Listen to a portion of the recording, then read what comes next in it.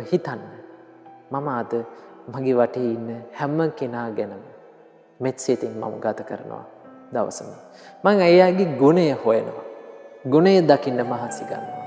ඒ ගුණයම නිතරම හිතනවා. එයාට සමාව දෙනවා. සතුටින් එයාත් එක්ක ජීවිතය ගත කරනවා කියලා හිතන්න. එහෙම හිතනකොට ඔබේ දවසම සුඛවාදී වෙයි.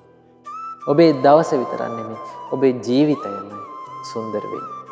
මෛත්‍රිය, කරුණාව, ඉවසීම කියන දේවල් වලින් පමණයි මේ ජීවිතය සුන්දර වෙන්නේ. වෛරය, තරහ, පලිගැනීම, එකට එක කිරීම කියන දේවල් වලින් කවදාවත් ඔබේ හිතට සැනසෙල්ලක් ලැබෙන්නේ නැති බව හොඳට මතක තියාගන්න. ඒ නිසා මෙත් සිත පුරුදු කරගන්න. කෙනෙකුගේ ගුණය දකින්න හිත හුරු කරගන්න. එතකොට ඔබට සැනසෙල්ලේ ජීවිතය ගත කරන්න වාසනාව උදා වේවි.